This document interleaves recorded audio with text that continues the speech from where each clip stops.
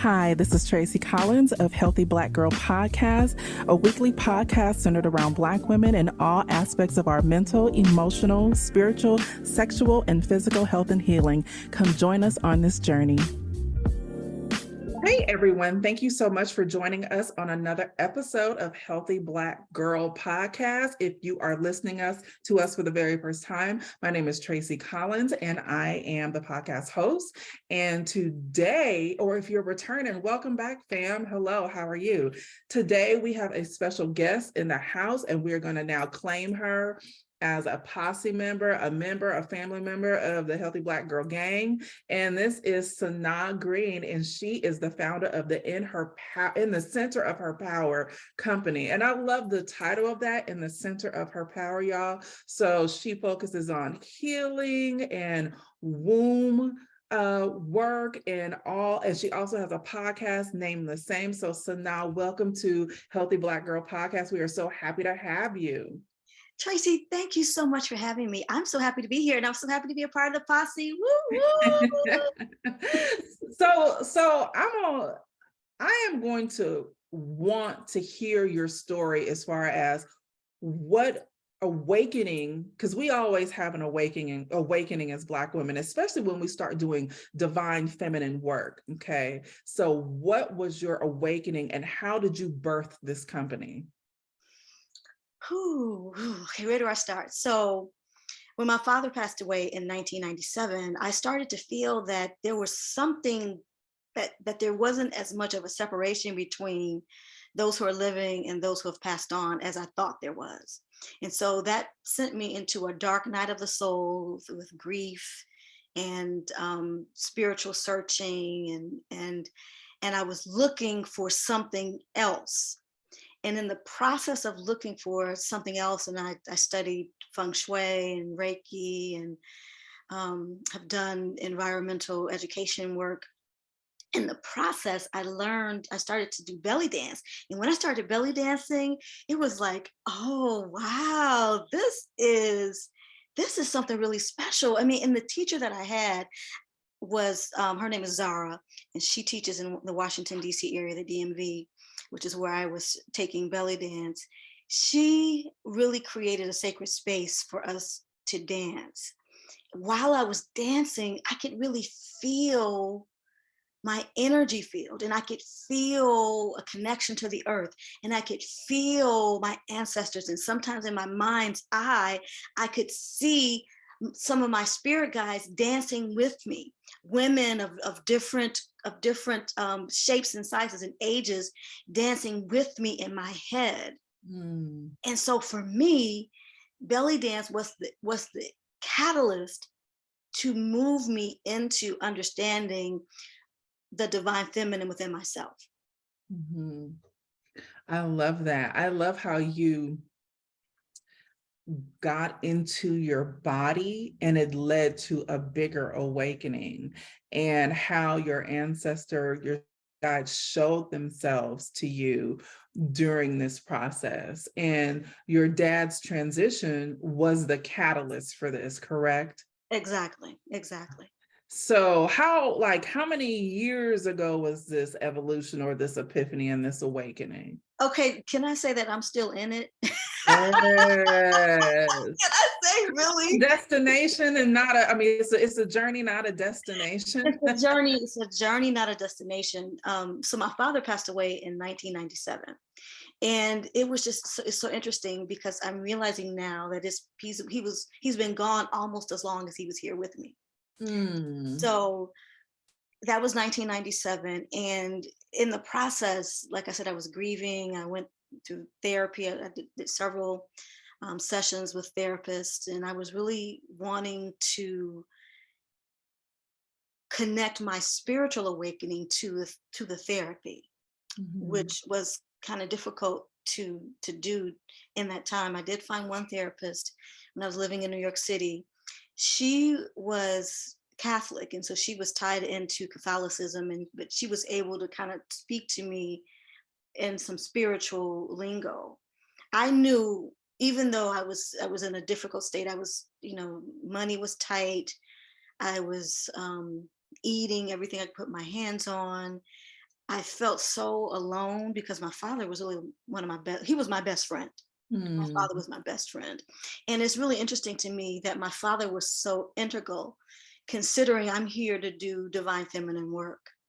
And that just shows me how really the divine masculine and the divine feminine are really designed to work together. mhm, So, so I went through so many different iterations.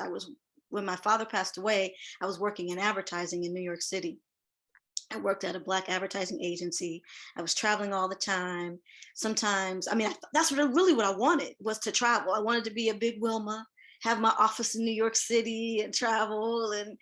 And I, when my father passed away, everything just kind of fell away, and I couldn't sustain that way of being in the world anymore in that same way. I just continued to work in advertising for a while, but finally I realized I have to do something else, some other. If I'm going to be spending 16 hours a day working, which mm, often happen, so I'll get up at 7 a.m., take a flight, land, get the rental car, go to the meeting, do the meeting, then go to the hotel, maybe get to the hotel maybe at 9 p.m. And then the next morning get up, do the meeting all day, and then go directly from the meeting to the airport to fly back to the city. And then I was expected to be in the office at 9 a.m. the next day.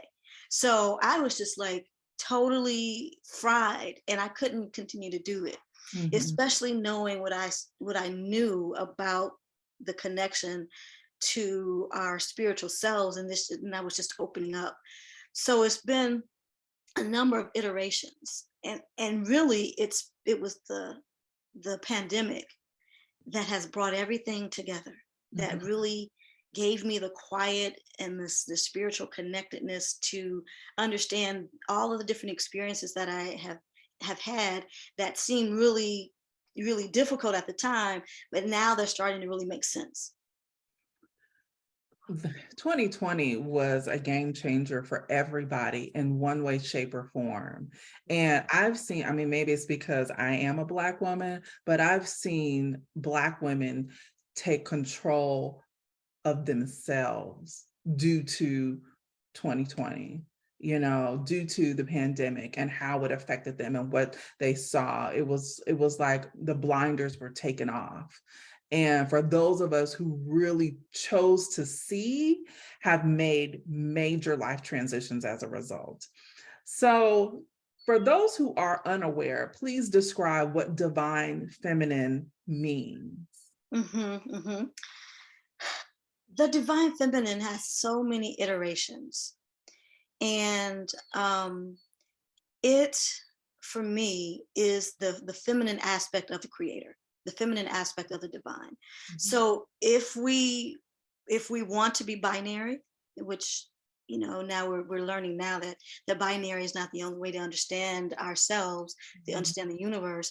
If we're looking at a binary universe, which we, the divine feminine is the balance of the divine masculine. Mhm. So it is the earth and the universe is all about giving and receiving that which, the light and the darkness, and those pieces of our existence, of our psyche, of our body, work in collaboration with each other. So the divine feminine is that feminine aspect of the universe, and of the earth and of ourselves. So, since you have, um, come into this space fully, granted it's a journey, it's not a destination. What are you seeing now as a practitioner as it pertains to Black women in connection with themselves, their bodies, the divine feminine, and embracing this level of consciousness? I'm really heartened and excited to Mhm. see that, Black women in my work, and for me, uh, it's important for Black women to understand themselves as being sacred and divine, to know ourselves to be sacred and divine. You are wonderfully and sacredly made. And that's been really my journey, is to see myself and know myself as wonderfully and sacredly made, which was very difficult based on being raised in a country where Black women are not considered beautiful, or considered just the kind of the mule or the mammy who takes care of the children and is just always available to do all the dirty work. And when you couple that with this, if you're a Christian, in the image of the white Mary, the European Mary, and that's the only image that we have as women, as a sacred woman. I never saw myself in Mary. I mean, I know Mary is, for a lot of people right now, is they're discovering who Mary was, and I know that I know she was a priestess, and there was so much more to Mary than what we originally thought, or what we were originally taught. So what I'm seeing now is that Black women are starting to reclaim our own sacred awareness, whether you're an Ifa practitioner and you know about the Orishas, or you're into hoodoo and you're tapping into your ancestors and what your grandma did when she was down in Alabama, or what my grandmother did when she was down in Arkansas, or the goddess path, or herbalism, or other types of healing modalities, connecting to the earth. I'm really encouraged to see how many Black women are deciding to move from a state of being kind of almost nowhere spiritually, being not really seen anywhere spiritually, to showing ourselves, not just showing up, but showing our voluptuousness. Being bold enough to shave our heads and be like, you know what, I'm gonna shave my head and I'll put some red lipstick on because my lips are full, bam, pot out. And I love that type of confidence, and the way that we are able to really to step into ourselves. For me, it's not necessarily how others outside of the Black community see us, but it's how we see ourselves and how we show up, and how we're able to claim ourselves as not only a sacred woman, but also a sexy woman, a sensual woman. And that's what I'm seeing. I'm seeing that more and more. For me, I recently did an interview, and the last question that was asked, it's like the ancestors spoke to me, because the ancestors gave me the answer before they asked the question. And so when they asked the question, it was like, I was already there. And so one of my dreams is to see Black women fully claim autonomy over self, that we stop handing our power over to others for them to do with as they please. It's more about, no, all of the light that I've given you, all of the energy that I've given you and bestowed upon others, I'm now redirecting that light and that energy and that healing for myself. And I am okay with it, number one. And I understand that my divineness is designed for me, to me first, and anything extra is what I give over. And if I almost feel like, I just wish, I want every Black woman to feel that way, because when we are the carriers of the Eve gene, which means that everything started with us, but literally since Plymouth Rock landed on us, we've been given away or taken away all of our power, all of the things that we came to this earth with. So I love too seeing Black women go through the metamorphosis and going from a cocoon to a butterfly. And you were already a butterfly. That's how the earth sees you. That's how the Creator has created you. And so I share those same sentiments as far as what you were saying. And, going through the reclamation of like, yes, this is me. I'm walking in my divineness. And it's not important how others see us. It's really about how we see ourselves, and how you stated that it also allows others to know how to treat us in that. I always tell people we have to not only teach them how to treat us in life, but also in business. But this parallels for you. So, what are some of the trauma? Well, what are some of the traumas that you see or the effects of religion as it pertains to this level of work with Black women? Well, And I mean organized religion. yeah, I've been thinking about this, Tracy. This is something that I've been considering because I've studied religion. I've studied Christianity. I've taken master's level courses in the Catholic University in New York City, and I was very devoted as a girl. I went to church. My mother sent me to church across the street. She didn't go to church, but she would send me and my brothers to church, and I was always very devoted. My brother was very devoted too, however, in a different way. And so I'm going to speak for me. Mhm. I went to church and I was so devoted, and I accepted that I really wasn't seen in the church. My mother was AME, African Methodist Episcopal, and I was going to a Baptist church. And when I went home and told her that I wanted to be baptized, she said, "No, no, we're AME. You've already been you've already been christened, so you're not going to be baptized in that church." And so what I learned and I reflected on this recently, is that I was taught to be in the church, but not of the church. Mhm. And that whole perception of myself as a spiritual being, that has affected how I've lived in the world. Mhm. And so what was frustrating for me when I went through that spiritual awakening in the 90s, I was living in New York. There was a church nearby. I went to the church and said, "I'm going through something. I need somebody to help me. I need, Mhm. someone to meet with me and pray with me." And it was like a whole big thing for the ministers in the church to take the time for me. They were like, Mm. "Oh, are you a member here? And what's going on?" And so I finally met with someone. She took 2 minutes. She said, "Okay, let me take some time to pray with you." 2 minutes, and then she was off to do something else. She didn't have time. Mhm.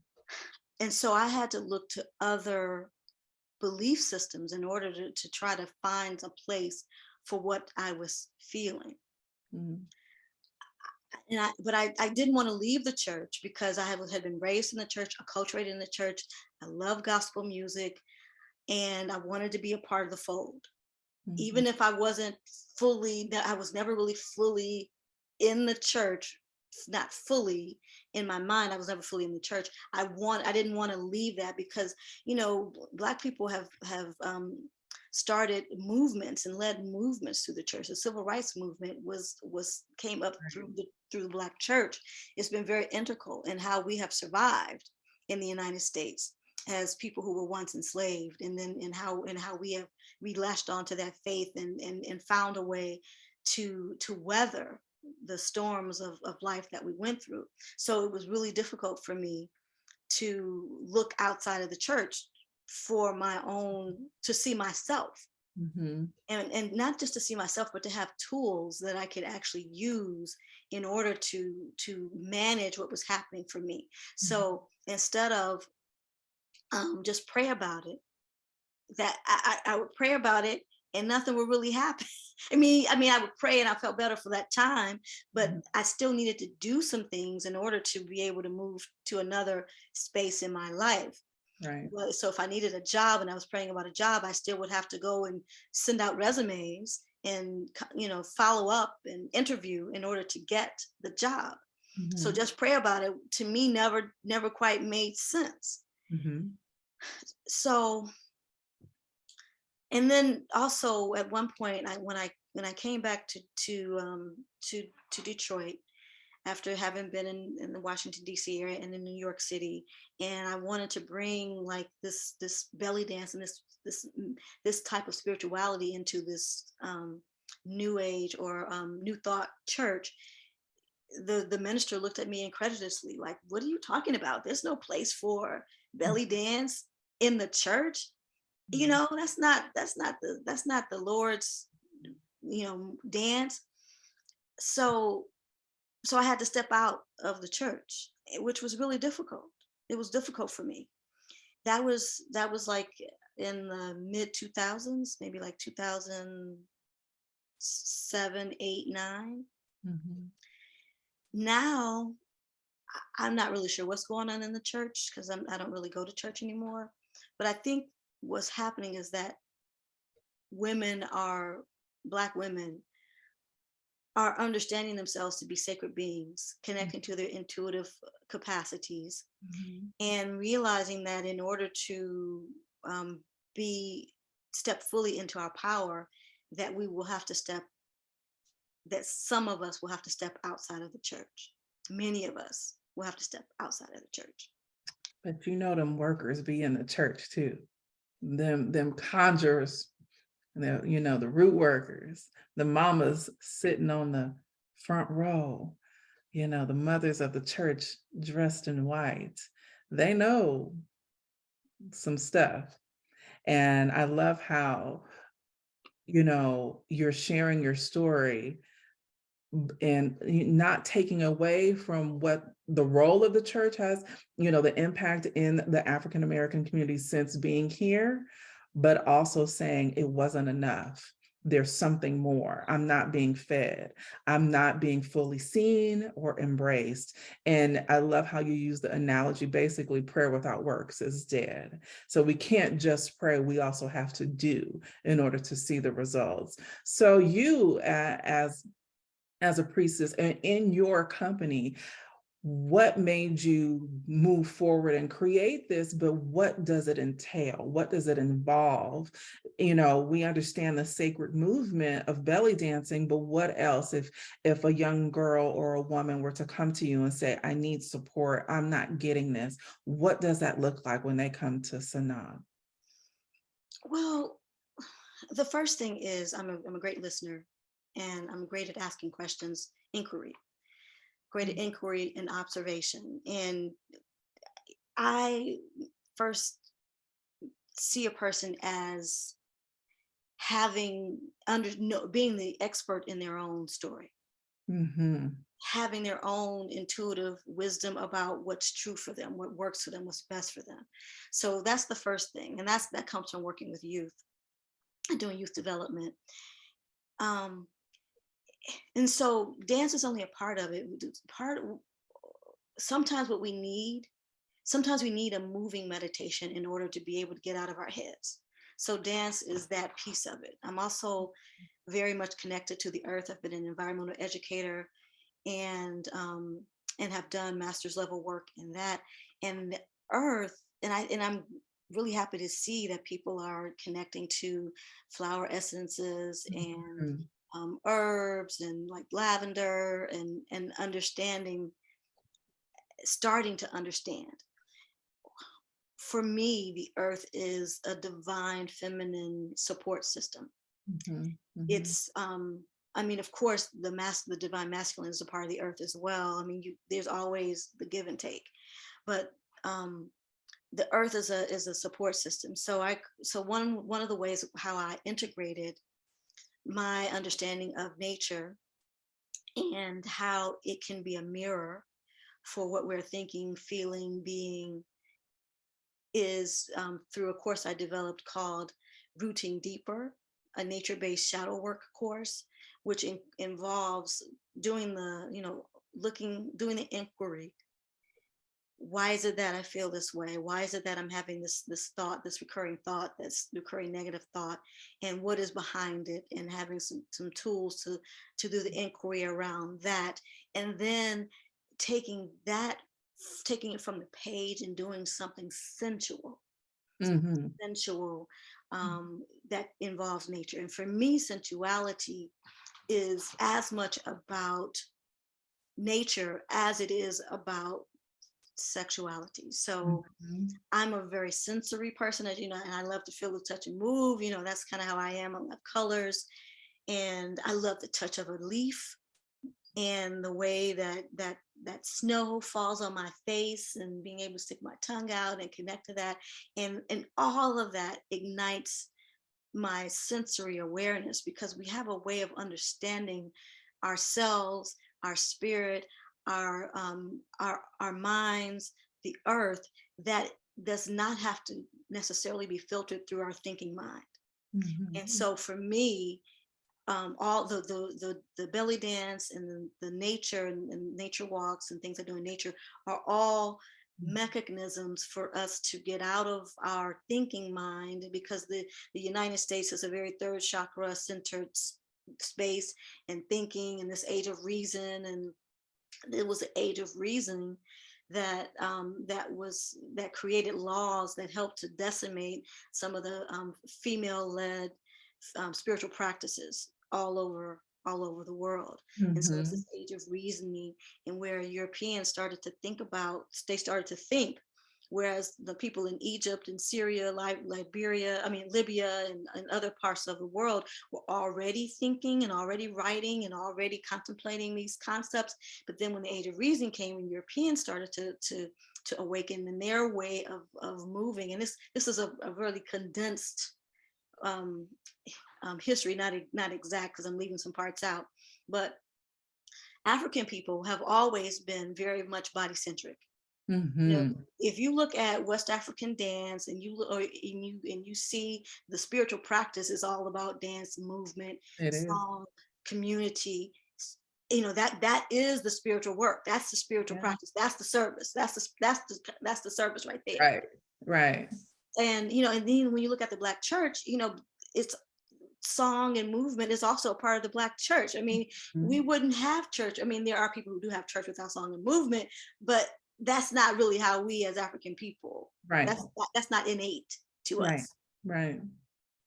So so for me, the work is primarily helping women of African descent, Black women, who are women like me, someone who, you know, who may be from, you know, an urban city like me, to be able to find ways to understand yourself as wonderfully and sacredly made, to Mhm. experience yourself as wonderfully and sacredly made through movement, to understand yourself to be connected to the earth, a part of the earth, and Very much. therefore heir to all of the benefits, all of the energies, all of the bounty of the earth is your birthright. Mhm. And so, you know, and if you're an African woman, if you're a woman of African descent, then you, wherever African people go, we're always doing something fabulous with the soil. We're Yeah. always growing something, touching Yeah. something. It's always going to be. Yes. Yes. Yes. Oh, this is so my conversation because I'm an elements girl, and the more mature I've gotten in myself, the more I learn that I need the elements. And I was just talking with you before we got on about I'm over being cold.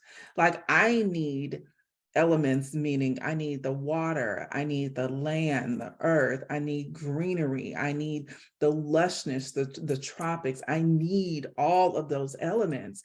And one of the things I too say is pleasure and abundance are my birthright. They are. So you can't convince me that they're not. And a part of that is being able to know like earth is our home. And I love how you integrated that into this conversation and the awakening and the knowing. But for me, it's a part of my everyday life. I have like 50 plants in my home. And every day I see myself somewhere just in the jungle, amongst nature, near the water, in the sun, like getting all of those nutrients that my system desires and also needs. So, and it gives you such a feeling of connectedness. And I too use the elements or the earth in works in works of healing and works of self-care and works of empowering and healing other people, and have done for my entire adult life. Yeah. And so I love that we're having this conversation. I love that, you know, we as practitioners can bestow this level of information and education upon others. And I love seeing the evolution of Black women claiming that or reclaiming that or coming into a knowing, and how empowering it is. Like, don't you see it being like, once they get the or come to this place, they get a new sense of self. Don't you like see that epiphany and that light happen around them or Yes. us?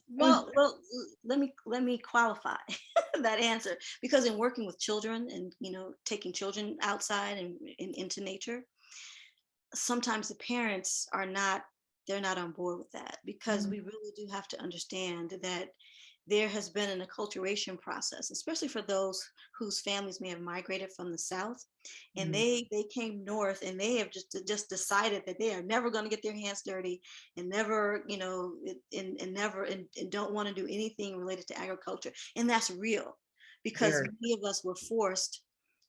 of our ancestors were forced to work in the field. yeah. Now, my mother was a cotton picker.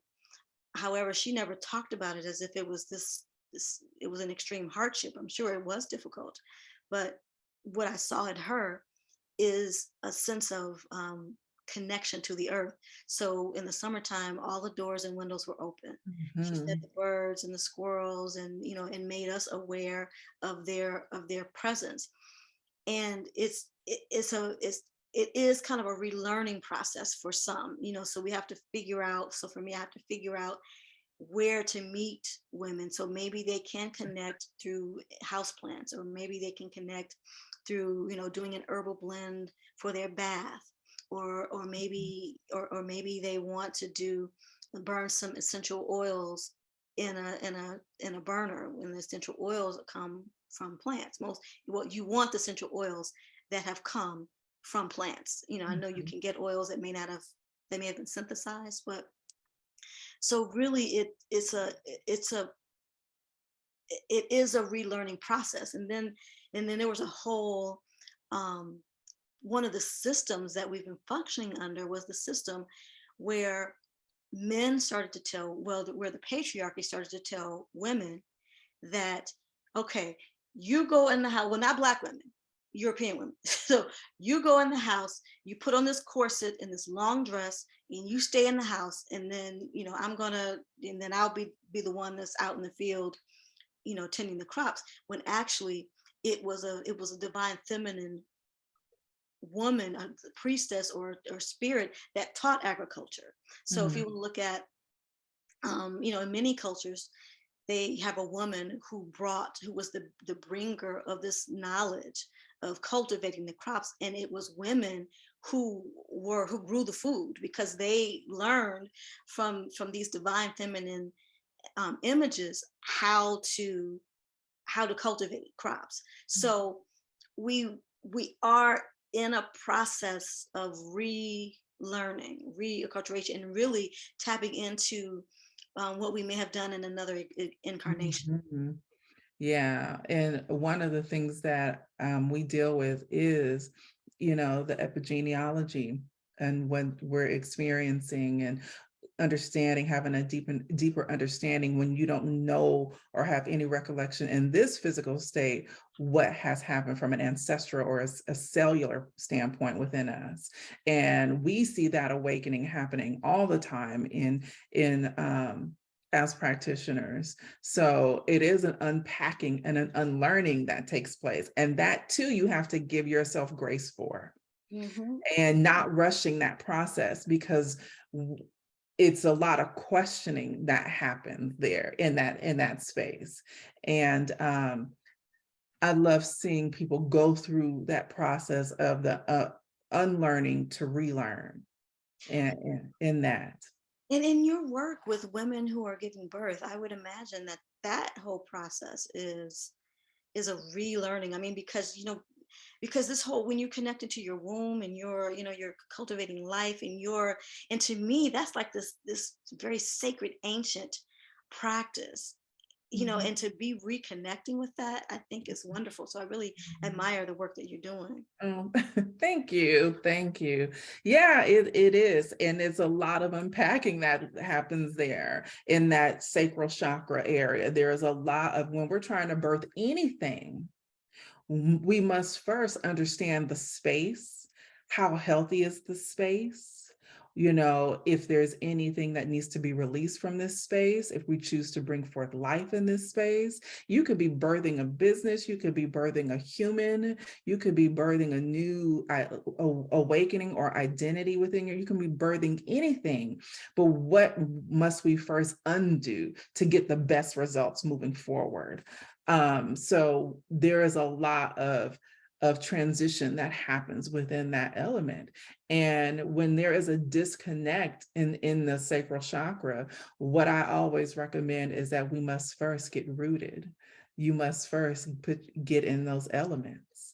You must first connect to the earth. You have to go through there is no skipping, and there is no, there is no shortcut, and there is no wrong way. It's just going to be different, and it's going to be as unique as your DNA in the process. So, I too, from a practitioner standpoint, in many ways, see the parallels in what it is that you do, as it pertains to because it's just an evolution. It's just a step by step process. It could be somebody working on their, sexual awareness, and then to now we're moving in a state of, maybe it's postpartum, maybe it is something different, or sex on the other side, but it's all a part of the trajectory of it.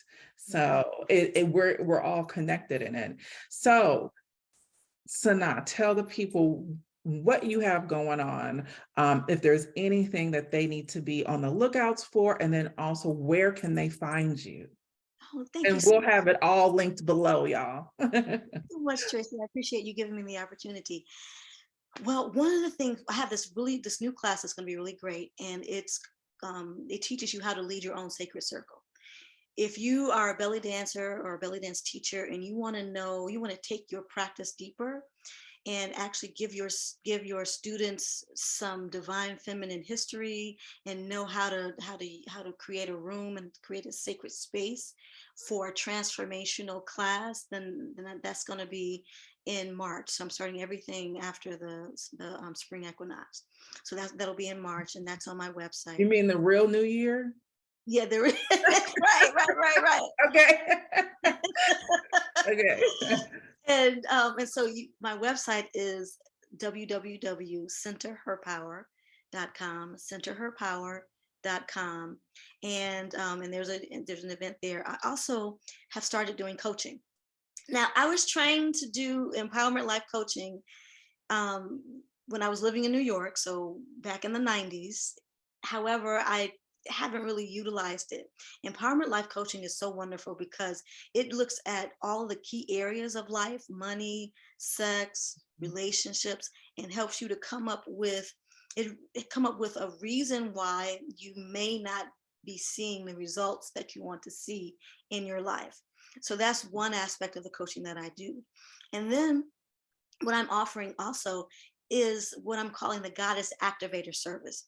If you are a practitioner and you have these gifts, however, you really just kind of need a little boost to kind of get yourself moving forward and be able to bring your gift into the world, we need to see what you have to offer. I realize that one of my gifts is initiating. I'm a great initiator, and I'm really good at kind of lending my energy. In the human design, if you know about human design, I'm a manifester. Really, if they were to develop another human design thing, I would be a projecting manifester. So I'm really good at really seeing your gifts and being able to push those to the forefront. And so for those who just kind of need a little boost, you already know what you want to do, but you just need a little bit of energy to kind of get you over the hump and start it. That's what I'm starting. I'm calling that the Goddess Activator Kit. And the kit, so the kit is, and it's on the website too. I'll be doing some belly dance classes, free belly dance. Well, it's free, but you can pay what you want. That's going to be through the Wisdom Institute, and that's going to be in person in Detroit. So if you're in Detroit, we're doing these classes at the General Baker Institute, which is a social justice hub that was started by several women in one family. So like a mother, daughter, and an aunt. And we'll be doing belly dance classes there, a series of 4 classes. And so there's more coming in the summer. I'll be doing more stuff outside, and I'm actually participating in a retreat, which will take place in Belize with Abiola Abrams. It's called the Nice. Priestess of Power. Nice. So we have all of that linked in the description below. So if you are listening to this, make sure you click. If you are watching this, make sure you go look and check it out. Thank you so much, Sanaa, for being here. Thank you for the work that you are doing. Just from one practitioner, one goddess to another. Just thank you so much, because it does take leaders such as this to be able to help usher many through. Thank you so much for having me, Tracy. Thank you guys for joining us on another episode of Healthy Black Girl Podcast, and we will see you next time. Thanks for listening to another episode of Healthy Black Girl Podcast. Be sure to follow us on all of our social media platforms as Healthy Black Girl Podcast on Instagram and Facebook. And you can follow me personally, Tracy Collins, on Instagram. See you next time.